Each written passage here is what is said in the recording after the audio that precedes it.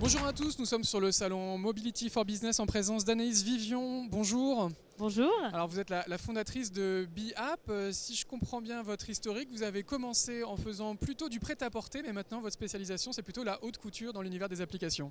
Exactement, on est né en 2011 en étant start-up. On avait créé une plateforme qui permettait de générer des applis mobiles.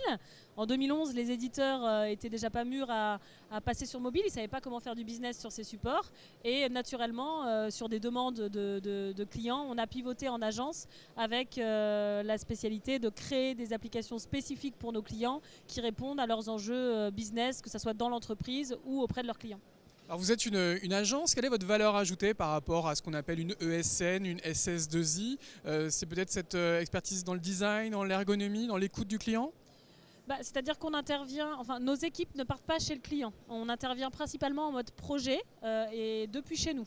Notre particularité, c'est que pour une demande d'un client, on va vraiment travailler toute la partie conception, donc en effet ergonomie, design, toute la partie développement, et on va mettre les équipes chez nous, des designers, des ingénieurs, des personnes au marketing, qu'on pense les plus efficientes pour travailler avec nos process pour les projets de nos clients. Et quelle est la typologie de vos clients? C'est plutôt des médias, des grands comptes, des marchands? Alors nous, on travaille pour les entreprises qui ont du business ou de la valeur ajoutée à faire sur les supports mobiles. Donc en fait, la typologie de nos clients, c'est toute entreprise qui souhaite innover sur ces supports, que ce soit pour leurs collaborateurs ou leurs clients. Maintenant, dans notre portefeuille client, on a des PME, des ETI et des grands comptes. Donc c'est très large. On travaille aussi environ pour 2-3 startups à l'année. On essaie d'être assez sélectif sur ce sujet-là.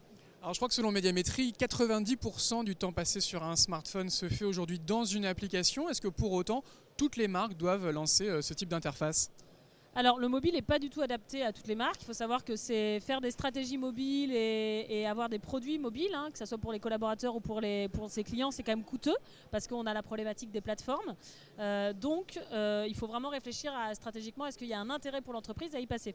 Sachant que pour les entreprises où c'est intéressant, il y a des vraies opportunités. Ce qu'il faut savoir, c'est qu'en 2019, sur les 6 premiers mois, le marché a plus de 20% de croissance. On enregistre sur tout ce qui est application de paiement, donc tout ce qui est M-paiement, in-app, une forte progression sur les stores et sur les chiffres d'affaires. Et il y a à peu près 9000 entreprises sur la partie B2B et B2C en France qui font du business avec le mobile. Donc ça reste quand même intéressant. Très bien, en tout cas, toutes les personnes intéressées peuvent rencontrer Anaïs Vivion de la société BeApp. Merci. Merci.